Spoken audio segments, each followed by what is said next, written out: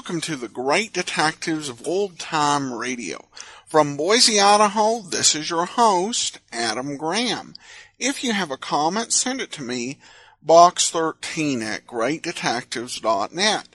Follow us on Twitter at Radio Detectives and become one of our friends on Facebook, facebook.com/Radio Detectives.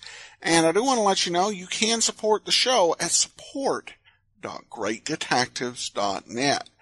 Well, before we do get started, I want to say welcome to our 1,400th episode special, which actually happens to be the 5th anniversary of our very first regular podcast of Box 13 back on October the 26th of 2009. It really has been a pleasure to bring you so many great programs, from Box 13 to Barry Craig and now to The Saint, and so many shows in between. Today we're going to bring you a presentation of the 39 Steps. Now, long-time listeners may say, wait a second, Adam, I thought back at our 600th episode special, you did the 39 Steps. And what are you doing the same story 800 episodes later? Well, that's a good question. And it's the same title. It's based on the same story, but I think you'll find tonight's presentation very different. If for no other reason than it's the Mercury Theater presentation. So here, from August 1st of 1938, is the Mercury Theater's presentation of the 39 Steps.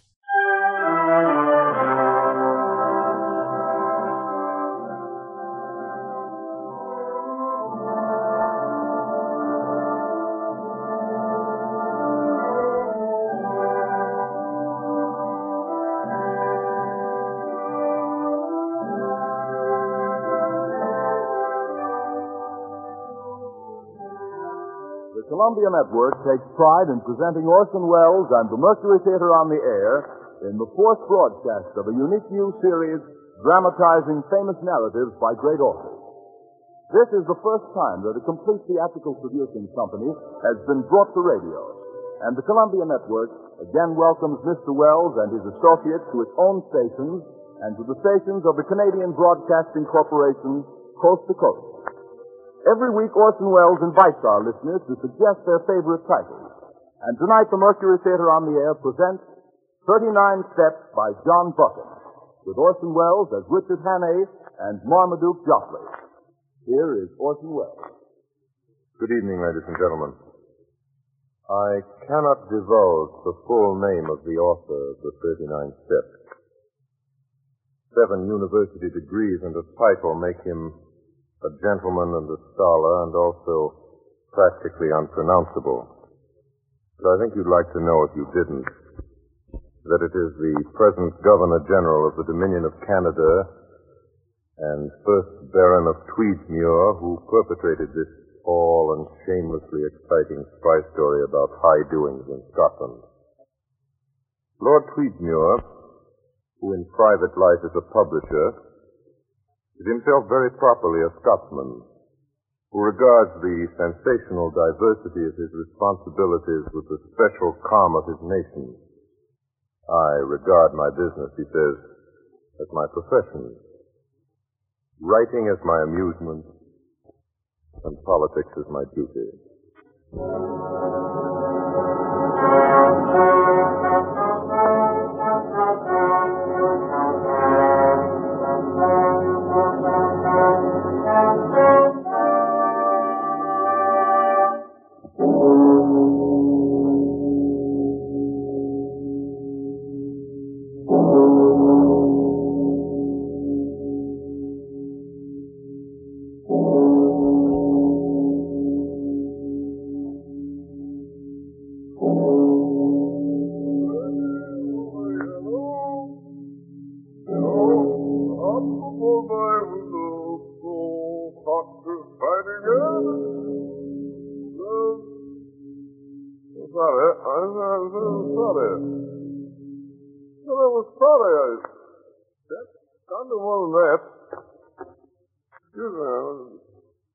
Bit boiled.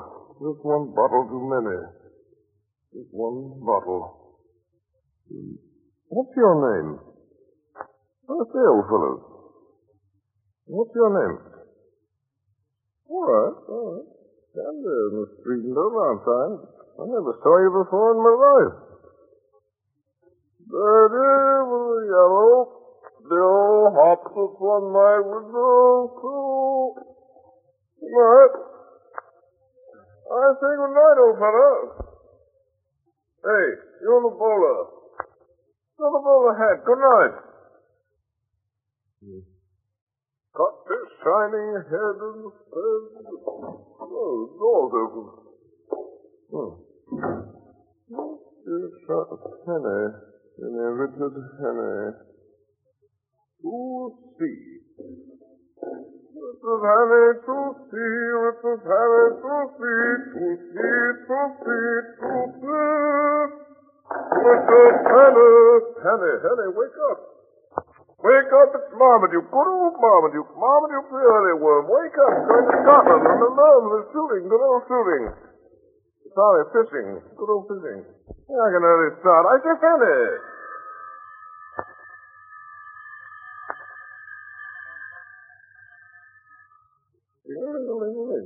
Hey. Hey, Henny, your phone's ringing. Wake up and answer it. Henny. Must be drunk. Birdie with a yellow bill hops upon my window. Cocked his shining head. Oh, you still there, you?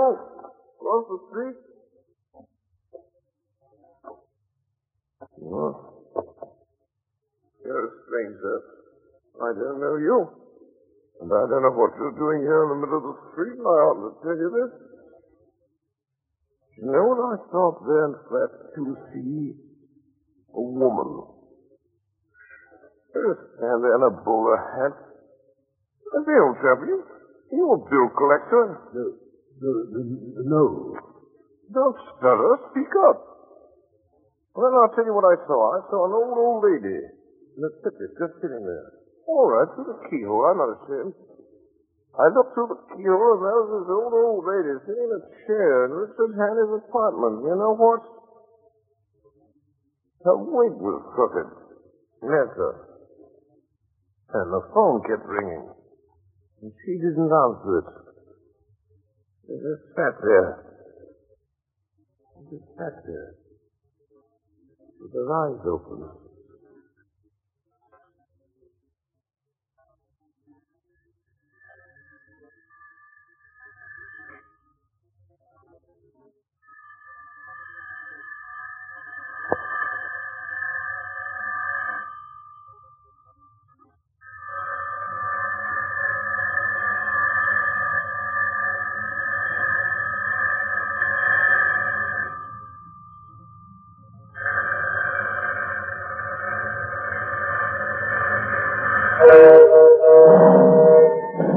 South Express? I'm sorry, sir. You're just putting out, sir. You won't make it, sir. Hey, ticket!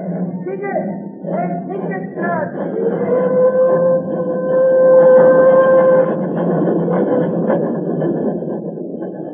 Ticket! Temping, stop.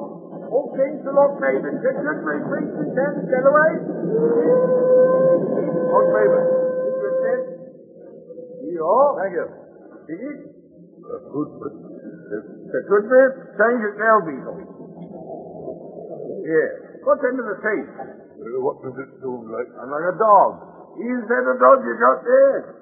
It is a dog. All dogs, domestic animals, traveling passenger accommodations, Great Northern Railway, Blue Shirt, cameras, and risk and liability. Change it now, Beetle.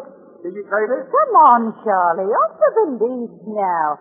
Here you are, Dirk Cretan. 7.5.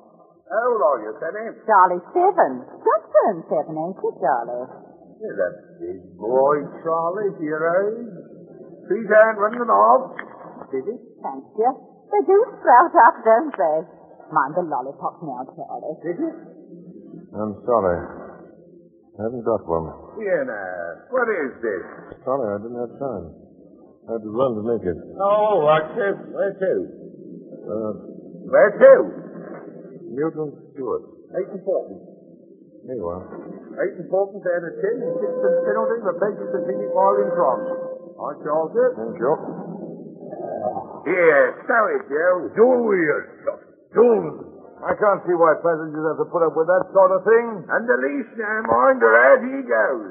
See it? Now then, Charlie, now then, don't give your lollipop to the doggy. June, Trains are overcrowded as it is, without bringing in a lot of smelly brutes, I must say. Excuse me, sir, while I open the window. Very well. Some people are never satisfied. Never you mind, Charlie. The dog is man's truest friend. Never mind what anybody may say. All right, lady, all right. I consider myself ticked off. And always remember, Charlie, that a man who doesn't like a dog is no friend of yours. You can be sure that Richard Annie didn't keep a dog. Not in The Murderer. No man who could do in a poor old lady through the art in his flat would keep a dog. No, Charlie. June. Curious case, that Portland Place murder affair, isn't it, sir? I'm glad about it. You know, I'm always interested in a good murder. Here we are, sir. The Guardian Chronicle, special edition. I haven't seen this one myself yet. Shocking occurrence in Portland Square. Noteman's story. Annie disappears. Seen it since Pancras. Oh, here's odd one. Now look at this, sir. Yes? There's reason to believe that the suspect, Richard Annie, is headed north of the Tweed. Scotland Yard is searching all Great Northern trains. I say Great Northern? Why, that's us. Oh, shut your gab. What are you trying to do? Frighten the kiddie? All right, lady. Sorry. It may be he's sitting here the new, in this very compartment among us, and the blood of the slain not dry on his hands. June, Well, we'll soon settle that. Here it is. Middle height, hair brown, eyes blue, mustache, about 35, wearing a grey tweed suit. Let's look at his picture now. Here it is. To the page 17.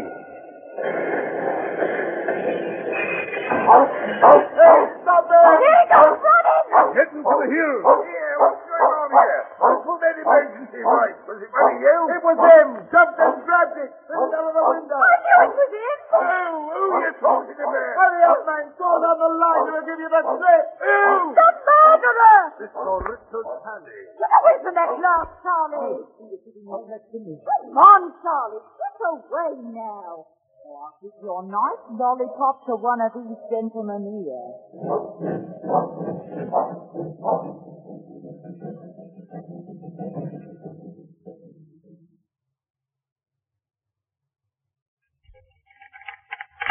Vauxhall Road, Richard Hannay, wanted for Portland Place murder. Reported in stolen car. Large green Daimler speeding south.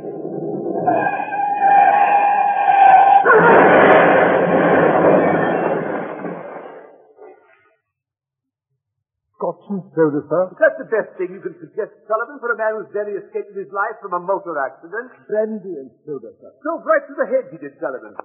Went through it like butter, down the bank and into the burn. Lucky he came out alive. Gin and tonic, Just sir. a lucky thing, too. I came along, fished him out. Gentleman staying for supper, Sullivan. Then take him to change his clothes when he's out of his bath. Things were badly torn up. Not a pleasant thing to turn over 3 times a day in the Phaeton, Sullivan. He's done with his bath. I laid out the blue serge to Harry. Oh, good work, Sullivan. Tell cook there'll be 2 for supper. He has been so informed. There is still one question unsolved, Sir Harry. Yes, Sullivan. I observed, sir, the gentleman has just been in a motor car race. Of course. Oh, of course. Make it whiskey, Sullivan. Very good, sir. Oh, well, hello there. I say hello. You look better in that blue serge than I ever did, doesn't you, Sullivan? Yes, Sir Harry. You're staying to supper, old man, I hope. Sullivan tells me it's pleasant. My name is Parker. Parker. We haven't introduced ourselves. I think you ought to know. You have in your house the man who is wanted for the Portland Place murder. What's that? My name is Richard Hannay. Sullivan? Yes, sir. Your duty is to send for the police and give me up. I don't think I'll get very far. There'll be an accident, and I'll have a knife in my ribs an hour or so after sunset. Nevertheless, it's your duty as a law-abiding citizen. Hey, don't look like a murderer to me. Does he, Sullivan? No, Sir Harry. I'm not. The fact is that 3 days ago, a man was found dead in my flat. Hey, old fellow. Sullivan. Yes, sir. Mr. Haley says a man was found dead in his flat. Murdered, Mr. Harry? Murdered. The Pleasant Street murder, Sir Harry. Yes, Sullivan. A man, Mr. Harry? The victim of the Pleasant Street murder, Sir Harry, was a woman. It was a man. Oh, now look here, old fellow. The press, Sir Harry, is very clear on this one point. The victim was a woman. An old woman, wasn't it, Sullivan? Yes, sir. An old woman. The body that was found in my flat on Tuesday morning. The body of a man named Nathan Skoda. Sullivan. Yes, sir. The whiskey, Sullivan. Very good, sir. And Sullivan, Yes, sir. bring 2 glasses.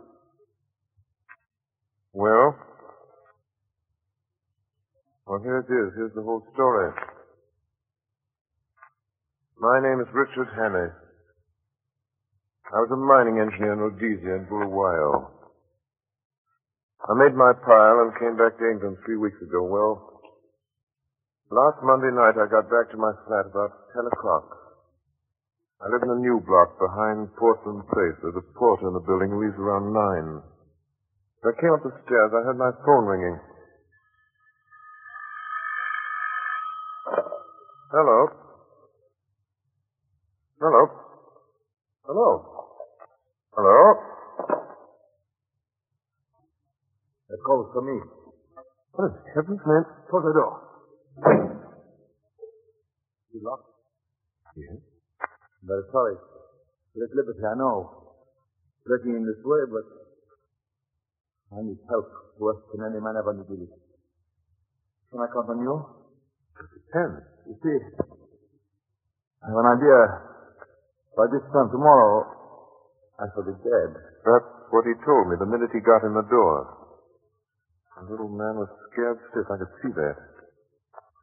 He carried a parcel under his arm, a brown paper parcel, and there was a trickle of blood on his left hand from a fresh cut across the knuckles. There's going to be a war. Now, wait a minute. That's what he told me. A war. And this war is going to come as a great surprise to Britain. Somebody's going to be murdered. He told me this Thursday, remember, Thursday night. In London, a fellow called Carolitis. Nothing on earth can save him. But that's just a beginning. According to what this fellow told me, Carolitis isn't important, not in himself. It's what comes after he's dead. On July 15th, the chief of the French General Staff will be in London. On that day, the British Admiralty is to give a complete statement of the disposition of the entire British fleet on mobilization. At least I gather it's something like that, something uncommonly important. Now then, on the 15th of July, there will be others in London. I don't know who. He had a name for them. He called them the Black Stone.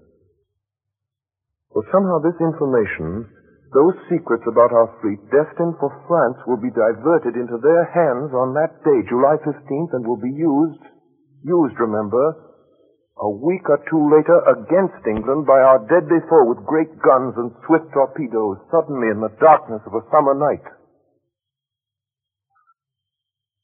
I know you don't believe this. I didn't when he told it. I do now. Well, I noticed that while this man Skoda was talking, he kept fingering a little black notebook which was full of writing, some sort of code it looked like. You may believe me or not, just as you see. There it is.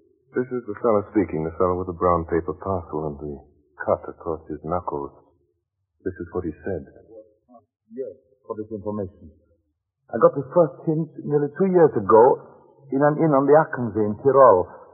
I collected my other clues in a fur shop in the Galician quarter of Budapest, in a stranger's club in Vienna, in a little bookshop in the Reckenstrasse in Leipzig. I completed my evidence 10 days ago in Paris.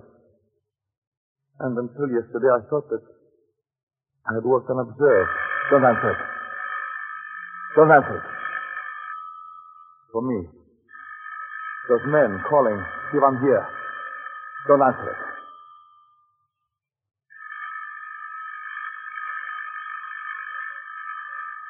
Here.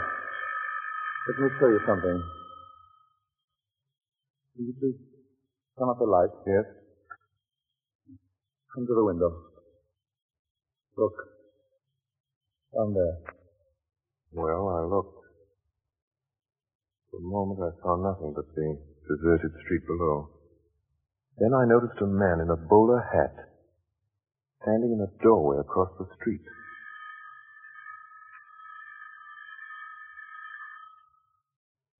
When I came home last night, I found a card in my letterbox. Here it is. The Black Stone. What's the Black Stone? That's the name. That's what they call themselves, these people. When I got that card, I knew that I had to die. Why don't you call the police? Well, it's no use. These men followed me here. I'm bottled in this building as sure as a pickled herring. That's why I'm telling you all these things tonight. If I fail, well, I should hate to leave the scene without leaving somebody behind through a fight.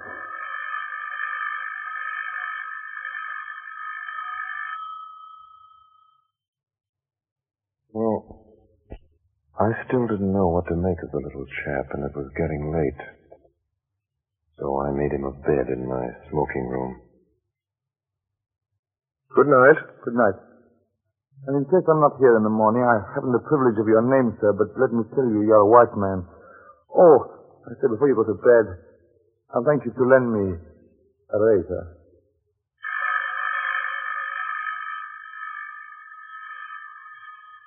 I locked the door of my room. Finally, I fell asleep. I woke before dawn, couldn't go to bed again. I lit a cigarette and started to read. Then I noticed that the light in the smoking room was still on. I got up, I had a cigarette in my mouth, I remember, and as I pushed open the smoking room door, I saw something that made me drop my cigarette. Bolt upright in a chair by the window sat an old woman with her eyes open. There was a long knife through her heart, which skewered her to the back of the chair. I looked quickly about and called for Skoda. There was no reply. Then I noticed three things. First, the old woman's wig had fallen slightly askew.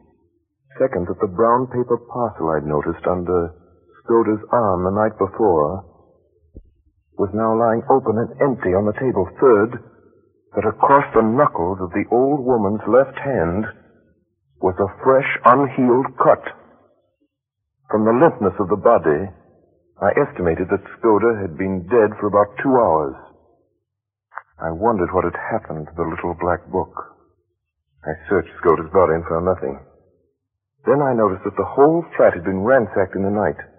The insides of books, drawers, covered even the sideboard in the dining room. I shut it and bolted every door and window in the flat. Skoda's story was true. The men who knew that he knew what he knew had found him and had made certain of his silence. You see, his disguise had not saved him.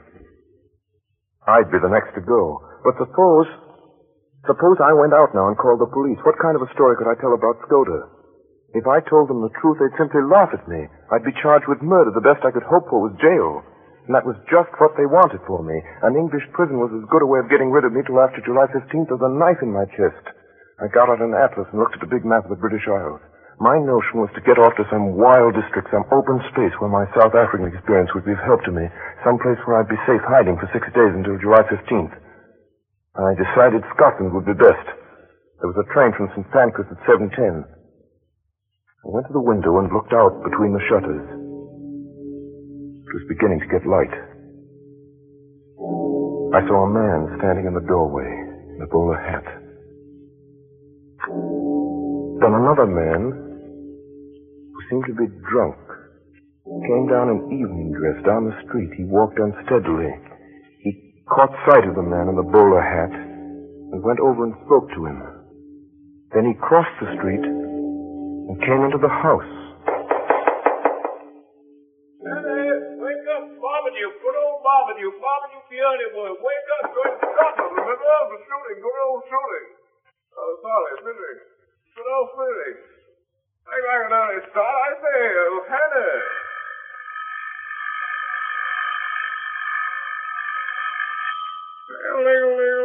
Hey, Hannah.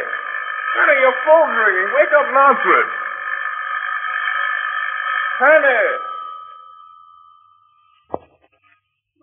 Drop. Good evening, yellow bill. Up was my blue up its shining head.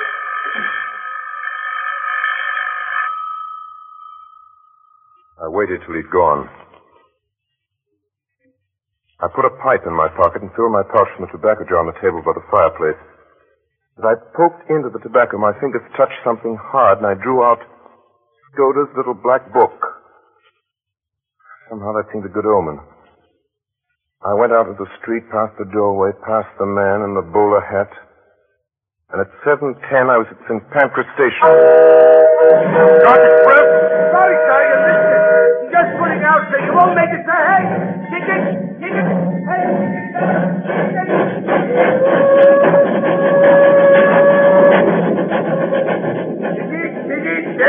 Them freeze, then stop. Okay, drop, payment to Goodbury Creek to get away.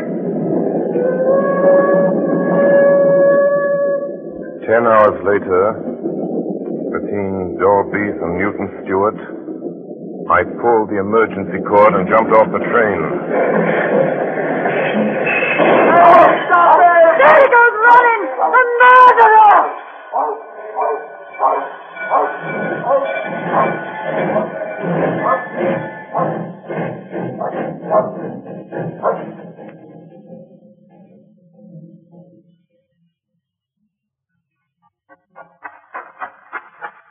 I was a good mile from the track before I stopped running. The moor was all around me. You couldn't have found a more peaceful landscape in the world, yet at that moment, for the first time in my life, I felt the terror of the hunted on me. It wasn't the police I was afraid of, but the others who knew that I knew Skoda's secret and dared not let me live. They had killed Skoda in my flat within a few yards of me. Now it was my turn, and I didn't even know what these men looked like. Wish I'd listened more carefully to what Skoda had said about them. I think he said there were 3 of them, and that one of them was young and dark, and one was plump, and one was old and stammered sometimes when he spoke. Suddenly, in the blue evening sky, I saw something.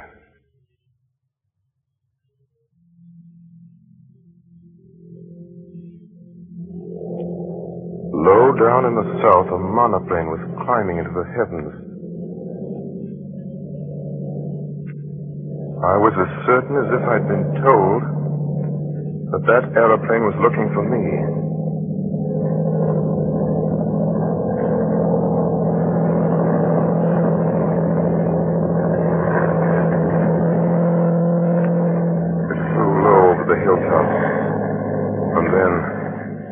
Back over the valley. I started to run. I ran till the sweat blinded my eyes. I ran most of the night, keeping always south in the direction of the hills. And as the mists cleared before the sun, I found myself in the central boss of a high upland country with glens falling away on every side.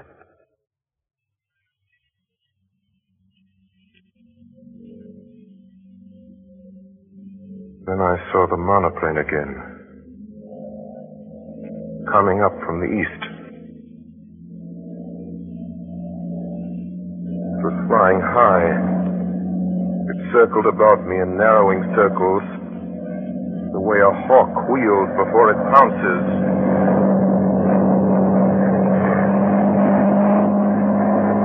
Now it was flying quite low. The observer on board caught sight of me. I could see him looking at me through glasses. No. Now it was speeding eastward again till it became a speck in the blue morning. My enemies had located me. The next thing would be a cordon around me. There wasn't enough cover on the whole moor to hide a rat. I tossed a coin, heads right, tails left. Fell heads, so I turned north. For a while I got to the mountain country and came to the brow of a ridge.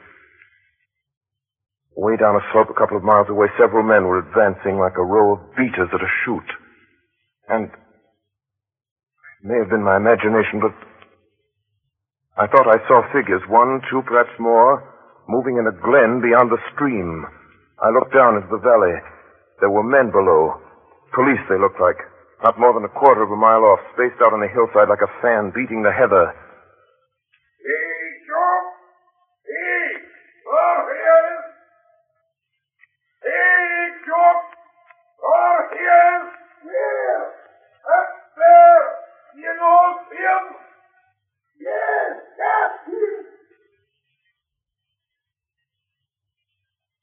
You are listening to the Columbia Network's presentation of Orson Welles and the Mercury Theater in John Buchan's 39 Steps.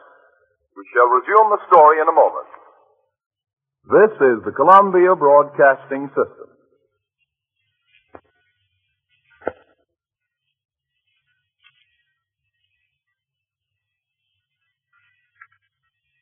The Columbia Network is presenting 39 Steps by John Buchan.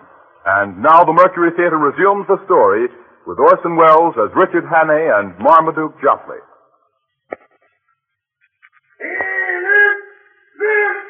There he is, up there! We were playing hare and hounds, police and I. Soon it began to seem less of a game. The police had evidently called in local herds of gamekeepers. These fellows were hefty men on the native heath. Looking back, I saw that only 3 were following me. The others had fetched a circuit to cut me off. I crossed a burn and came out on a road which seemed to be kept with some care. A few hundred yards to my left, I saw the chimneys of a house smoking. There was a veranda in front of the house, and through the grass, I saw the face of an elderly gentleman meekly watching me.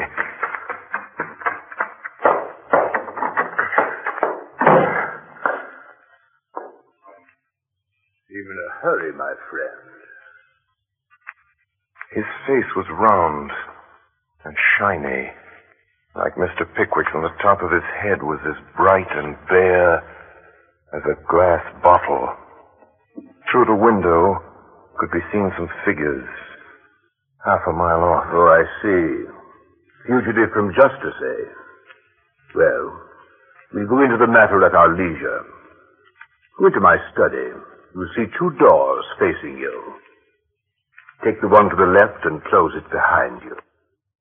Close it tight. I did as I was told.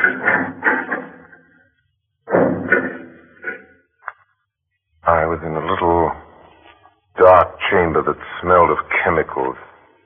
I wasn't any too happy. There was something about the old gentleman which rather terrified me. He'd been too easy and ready. Almost as if he'd been expecting me, and his eyes had been horribly intelligent. All right. You may come out now.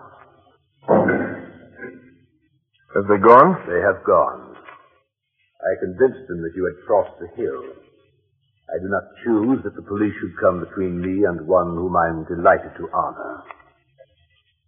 He smiled gently and nodded to the door behind me. I turned and saw 2 manservants who had me covered with pistols. This is a lucky morning for you, Mr. Richard Hannay. Hey, what's going on here? And who are you calling Richard Hannay? My name's Ainsley. So? Oh, but of course you have many names. We won't quarrel about a name, Mr. Hannay. And now I suppose you're going to give me up after all. And a low, dirty trick, I call it. By God, I wish I'd never seen that cursed money. Here it is, and be damned to you. You are a clever actor, Mr. Hannay, but not quite clever enough. Oh, no, I shall not give you up. My friends and I will have a little private settlement with you tonight. Oh, for God's sake, stop jawing. Everything's against me. What's the harm in a poor devil with an empty stomach picking up some money he finds in a lost pocketbook? That's all I've done, and for that I've been chivvied for 2 days by these blasted bobbies over these blasted hills.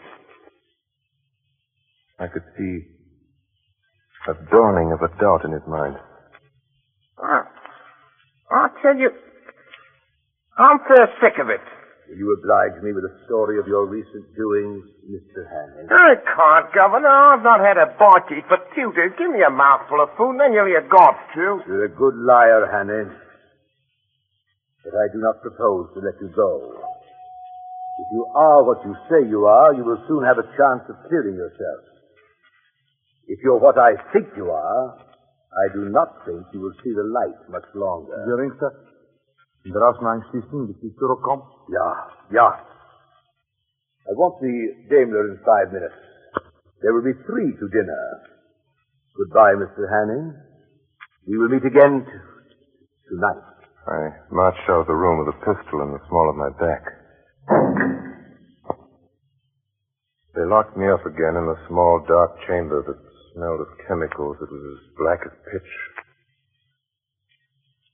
Well, I made out that the walls were lined with boxes and barrels and sacks of some heavy stuff. The old boy had gone off in a car to collect his friends. He'd be back soon. The plump one and the dark, thin one. But I figured it out. I had just about 2 hours longer to live, and I got a Skoda dressed up like an old woman, sitting in that chair by the window in my flat with his eyes open. I got up and started moving around the room again. I found a handle in the wall, the door of a cupboard of some sort. And in that cupboard there were bottles and cases of queer-smelling stuffs and coils of fine copper wire. There was a box of detonators and a lot of cord for fuses. Also half a dozen little gray bricks. I took up one and smelled it and put it in my tongue. I've been a mining engineer for nothing. I know lentonite when I see it. It was a risk. But if I didn't take it, I'd probably be occupying a 6-foot hole in the garden by evening anyhow. So, took a quarter of a lentonite brick and buried it near the door, and then I got a detonator and a couple of feet of fuse. And then I lit a match.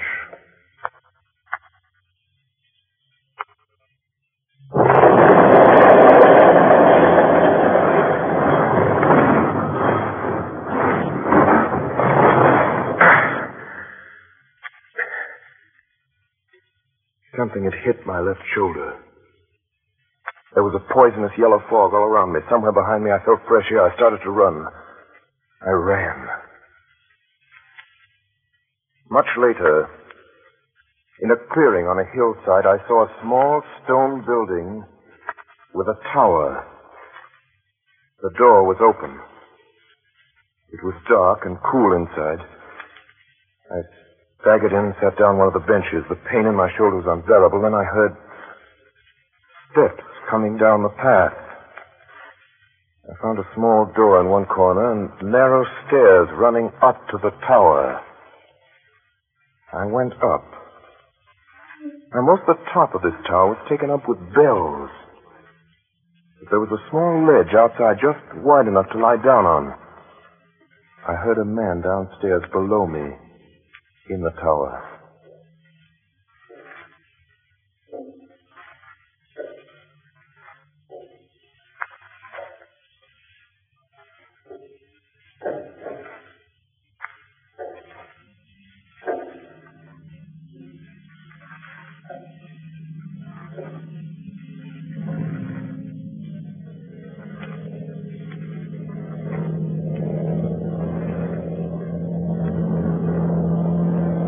I lay there with a burning head and the sun glaring in my face.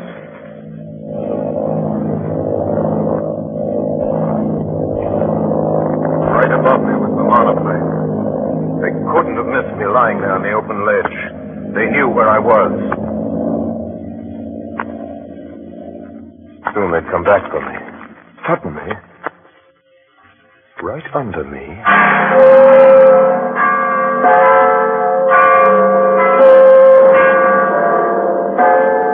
Dells, and presently up the hillside, little dark knots of men began to appear. They came slowly, dozens of them, all moving towards me, slowly advancing, closing in on me. I was too sick to move. I lay there waiting for them to come and get me. Now they were in the building below me. In a few seconds, they'd be up the stairs. I waited, and no one came. I lay there waiting. Then, a thought struck me.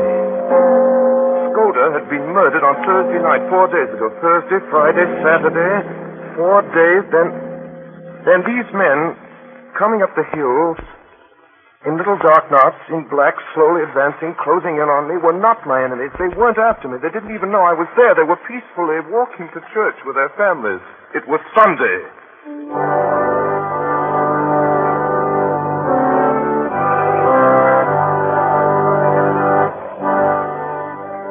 Presently, a large green open Daimler drove up.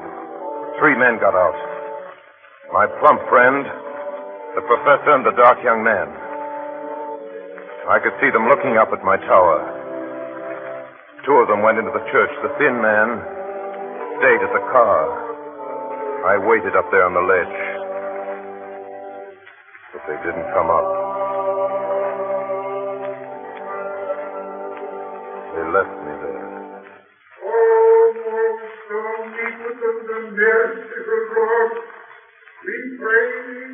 The service had just begun. That gave me about an hour. Now, there was an old iron drain pipe running along the corner of the tower. It didn't seem particularly solid. Besides, I was in full sight of the man in the car. At that moment, it started to rain. The man in the car looked up at the sky. He turned his collar, then he shrugged his shoulders, got out of the car, and went into the church.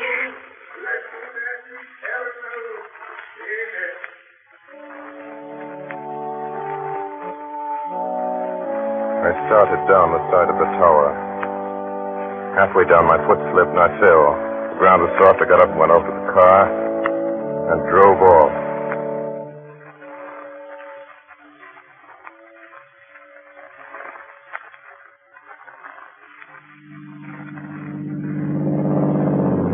I drove that Daimler for all she was worth. It was risky driving with my right arm out of action.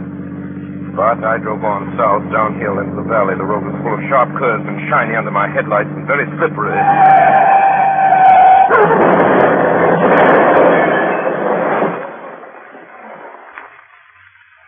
Got some soda, sir? That's right, Sullivan.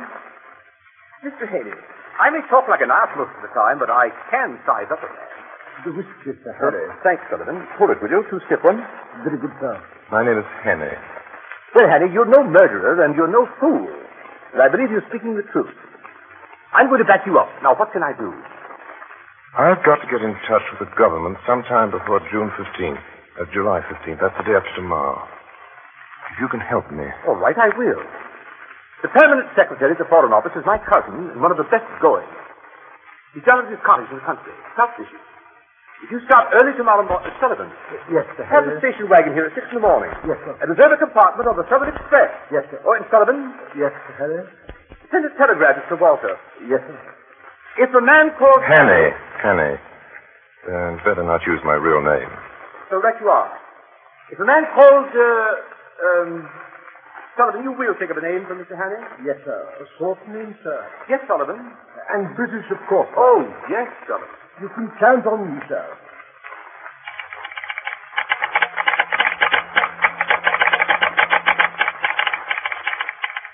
Sir Walter Bullivant, Kenneth near Arton's Well, Cambridgeshire. If a man called Swisden appears tomorrow, treat him kindly. He may tell you something that will wake you up. He will pass the word Blackstone and whistle Annie Laurie. Love, Harry.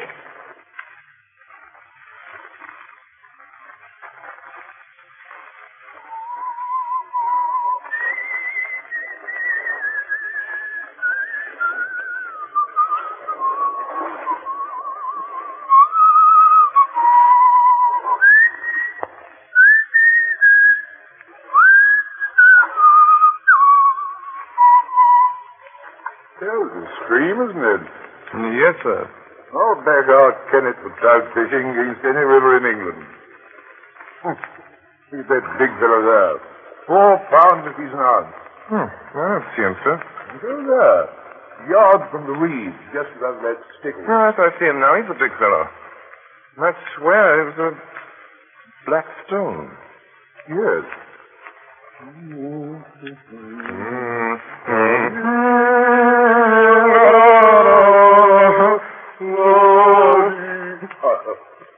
Husband's name, isn't it? No, I mean to say, yes, sir. A wise conspirator knows his own name. You're Sir Walter. And? Now then, Mr. Henry. My cousin promised you'd tell me something that would wake me up. I'm ready.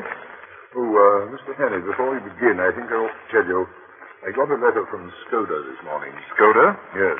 Skoda's been dead a week. It was written on the 8th, the day before he came to you. His letters usually took a week to reach me. They were sent undercover to Spain and then to Newcastle. What did he say? Very few. Strange fellow, Skoda. He knew more international secrets than any secret service man in Europe. The trouble about him was he liked to play a lone hand. He'd never tell us all he knew. Besides, he was getting romantic. Black stone. Like any novelette. Sir Walter, is Carolitis in London? Yes. Been there for days. In his letter, did Skoda say anything about Premier Carolitis? Premier Carolitis? Skoda said that the 14th of July, today, Carolitis would be murdered. Carolitis murdered? Nonsense. There's no state in Europe, once came out of the way. Virtuous Carolitis is likely to outlive us all. I'm afraid Skoda went off the trail there. Walter? Yes, Heath, what is it? Telegram, Sir Walter. Just came through from London. Thanks. You excuse me, Mr. Henry?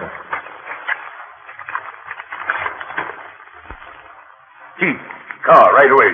Call the Foreign Office. Tell them I'm on my way up. Yes, sir. I apologize to the shady Skoda.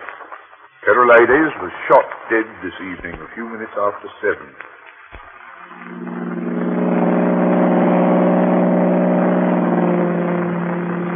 It begins to look like war, Mr. Henry. What about our naval plans, Sir Walter?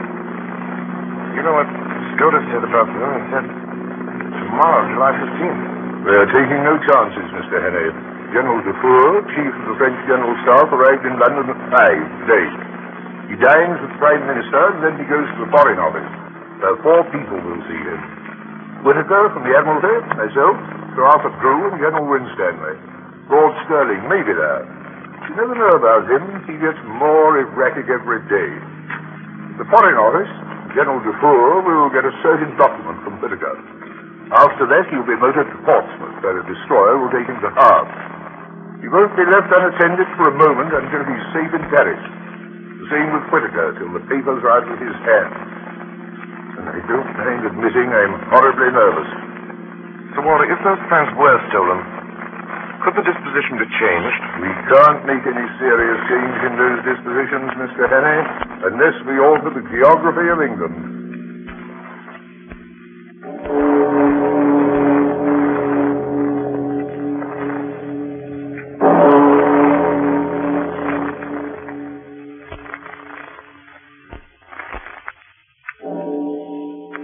Now, gentlemen, that our meeting is over, I must ask you to give me a few minutes longer of your time. Gentlemen, I ask you to meet Mr. Henry. How do you do, Mr. Henry? General Dufour. Honored to meet you. Sir Arthur Drew. How do you do, sir? John Whittaker. How do you do, sir? General Winstanley. How do you do? Gentlemen, I've taken the highly unusual step of asking Mr. Henry to attend our meeting tonight because Mr. Henry is in possession of certain vital information which every one of us here... I'm sorry, Walter. I am a sick man. I'm going back to my bed where I belong. Good night, gentlemen. Good night. Good night, Mr. Henry. Sorry I can't stay to hear what you've got to say. Oh, and Whittaker, whatever comes up, you take care of it. Don't call me again tonight. Stop that man! Really? I tell you to stop that man. Stop him. Mr. Henry, I think you're forgetting yourself. I beg of you to stop him. If you won't, I will. Too late. Gentlemen. Who do you think went through that door a minute ago? Lord Sterling. He did not. It was his living image, but it was not Lord Sterling. Oh, right. Gentlemen, have you ever known Lord Sterling to stammer? Hammer? Henny, have you gone out of your head? I tell you, gentlemen, that man who just went out was not Lord Sterling. It was someone who recognized me. Someone I've seen in the last 3 days. Nonsense. Really, Mr. Henny, I think you have gone out of your head. That remains to be seen. So, Walter, may I call Lord Sterling's house? I'll do it.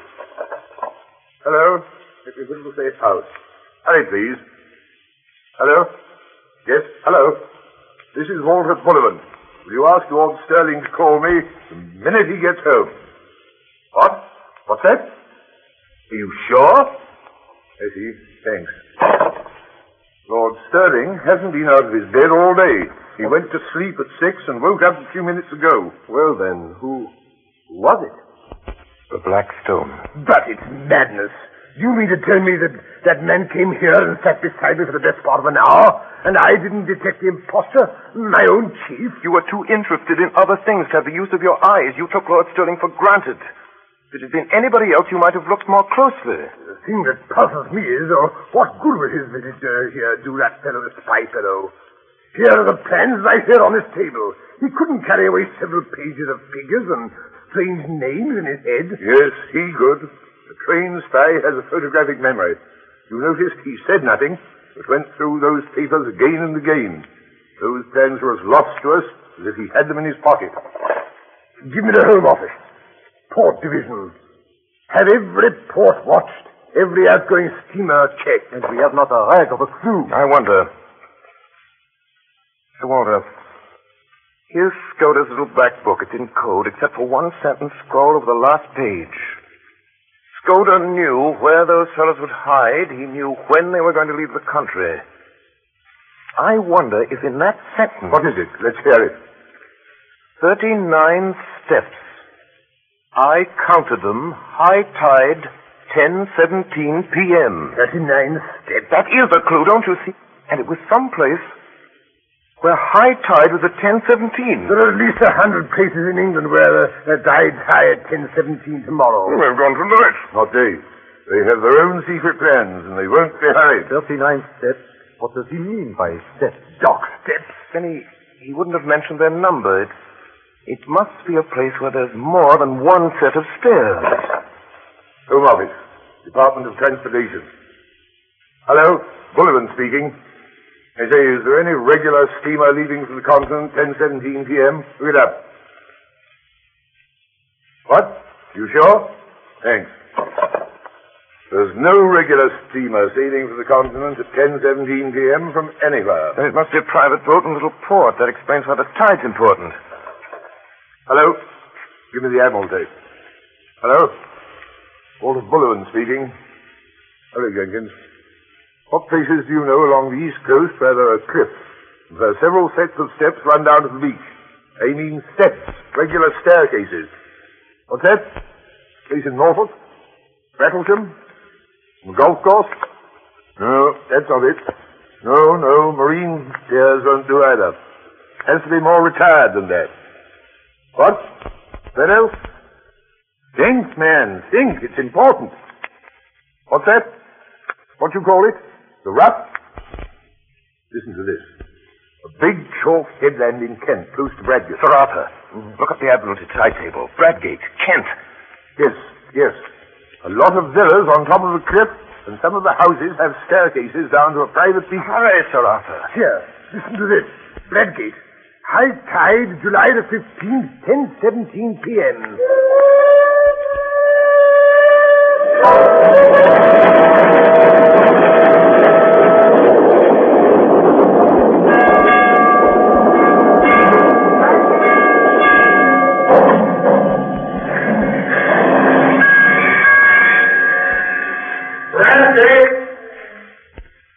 Bradgate, July 15th.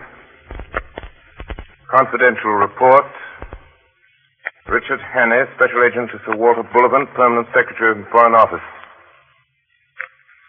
There is a villa with 39 steps leading down to the sea.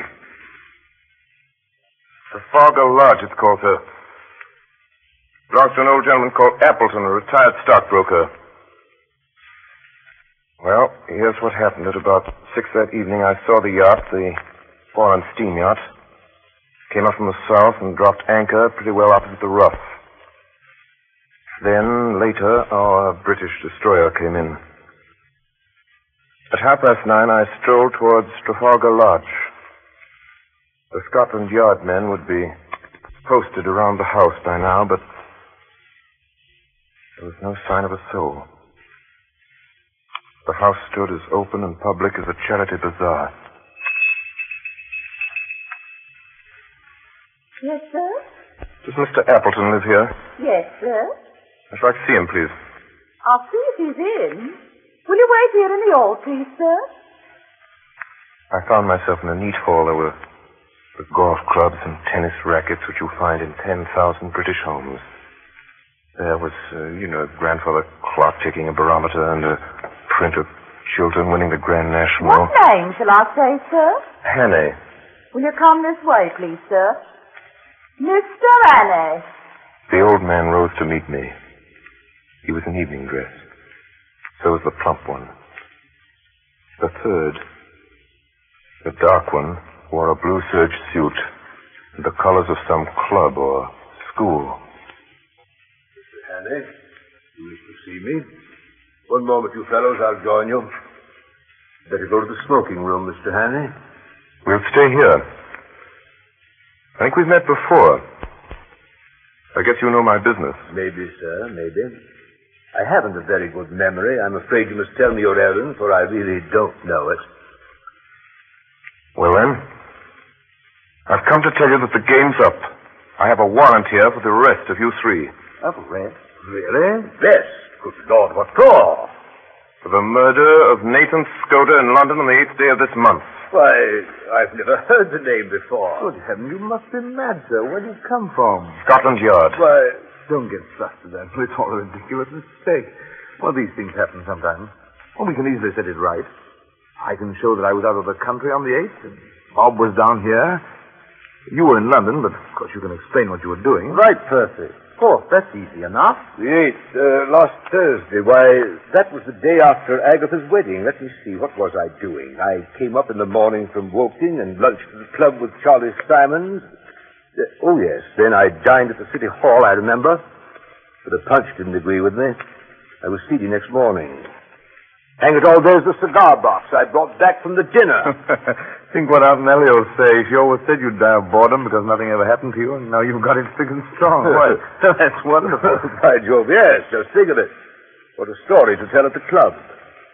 Really, Mr. Hannay, I suppose I should be angry to show my innocence, but it's too funny. I almost forgive you the fright you gave me. You looked so glum, I thought I might have been walking in my sleep and killing people like Jack the Ripper.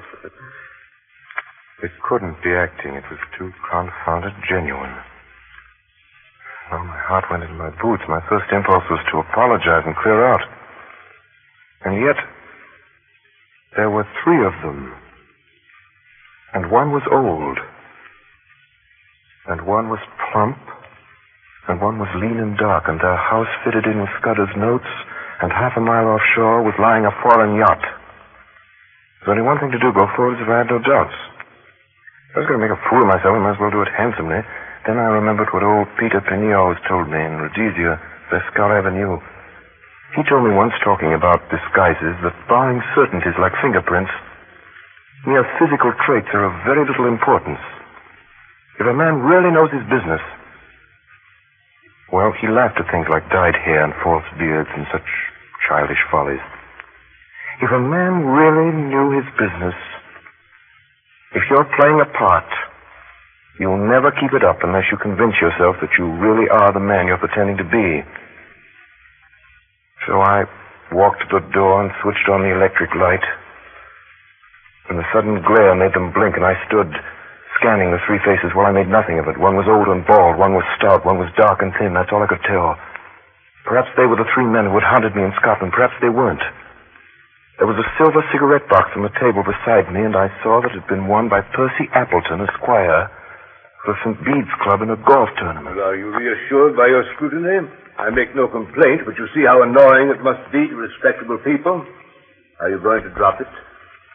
No. Oh, Lord, this is a bit too thick. Do you propose to march us off to the police station? I have the right to ask to see your warrant, you know, but I don't wish to cast any aspersions upon you, sir. You're only doing your duty, but you will admit it's horribly awkward. What do you propose to do? Well, I vote we have a game of billiards. It will give Mr. Hannay time to think things over and show him there's no ill feeling. You play, sir? Yes, play. Billiard room is downstairs, Mr. Hannay. Why don't you two start? We'll finish our cigars and come down later. Oh. We went to the billiard room. Choose your cue, sir. Thanks. Plain or spot, sir? Spot. Short? Thanks. How about a few practice shots? Good work, Mr. Hannay. I'm afraid you're in for a licking, Bob. Should we start? We'll begin. Or should we talk? What are you playing for? Shilling a game? It's all right. Heads or tails, Mr. Hannay? Heads. Heads it is. You begin. Will you mark for us, Percy? Righto. 7. That was a near one. Rough luck. 5. 8. That's all. All right, Mr. Hannay. 5. That's 13. 17. Good work. Stop at 17. Percy, look at the time. You'd better think about catching your train. Yes, Percy's got to go to town tonight. I'm afraid you must put off your journey. Oh, dash it all, Hannay. I thought you'd drop that, but I've simply got to go. You can have my address, and you can have any security you like. No, you must stay. It was 5 minutes after 10. In 12 minutes, it would be high tide. Through the window, I could see the lights of the foreign yacht offshore. No bail for my nephew. That ought to content you, Mr. Hannay. Was it my fancy, or did I detect some halt in the smoothness of that voice? And then I thought of something. Mr. Appleton, when does your nephew have to be in London? Tonight. Did you say you would go bail for him, Mr. Appleton? Yes, I told you I would. Well, then, perhaps if I could arrange to call Scotland Yard early in the morning... No, Mr. Hannay. It simply has to be tonight. Then I knew who he was. Come on! Come on! The young dark man leaped from the window. He threw it over the low fence and down the steps before a hand could reach him. Someone switched on the light. The plump one was lying crumpled in a heap. They'd got handcuffs on the old man. He's safe. You can't follow him in time. He's gone on the yacht. He has triumphed. Black Stone has triumphed. I hope he'll bear his triumph well, Mr. Appleton. I ought to tell you that your yacht for the last 2 hours has been in our hands.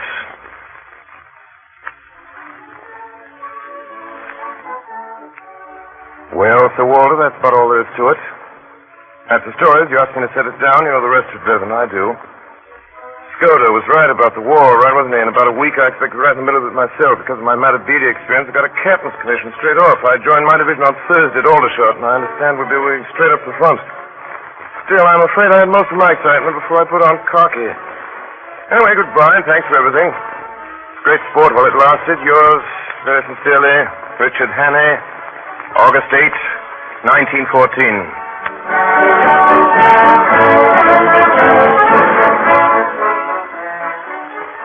Tonight, the Columbia Network has brought you Orson Welles and the Mercury Theater on the Air in 39 Steps by John Buchan. We now present the star and director of these broadcasts, who tonight played Richard Hannay, Orson Welles. Ladies and gentlemen, if you missed Madeline Carroll in our SAG version of 39 Steps, the young lady in the movie, in common with almost everything else in that movie, was the child of its director's own unparalleled and unpredictable fancy. If you missed anything, you must blame Mr. Alfred Hitchcock. If you were surprised by anything, you must blame us. Well, next week, the Mercury Theater, by way of an experiment, attempts a radio anthology of short stories. Until then, good night, everybody, goodbye, and see you next week.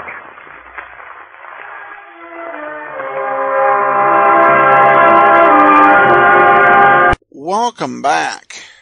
I have to admit, the very first time I heard this play a few years back, I was very shocked, because the only version of the 39 Steps I was used to was the one with Alfred Hitchcock and the mind-reading act and all the trappings of that, which is what we got when we played the Studio One adaptation of the 39 Steps, starring Glenn Ford back in the 600th episode special. And it does say something about the power of film. That even a decade after the 39 Steps came out on film, Hitchcock's work had become the definitive version to most people, and so that's what was adapted rather than the book. And it's helpful to get the book adaptation, which is certainly very different, but also has a very strong and engaging mystery plot, as well as a good performance from Wells. I wish the audio were in better shape, and there is a rehearsal copy that's in better shape, but it doesn't quite have the same class as a full broadcast version. So I hope you enjoyed this visit to the Mercury Theater, and thank you so much to all my listeners who've listened throughout these 1400th episodes. And we'll be back on Monday, tomorrow, with The Saint. And then be sure and listen in again with us Tuesday for Easy Money, and coming next Tuesday, Crime and Peter Chambers. In the meantime, send your comments to box13@greatdetectives.net. Follow us on Twitter at Radio Detectives and become one of our friends on Facebook. Facebook.com/Radio Detectives. From Boise, Idaho, this is your host, Adam Graham, signing off.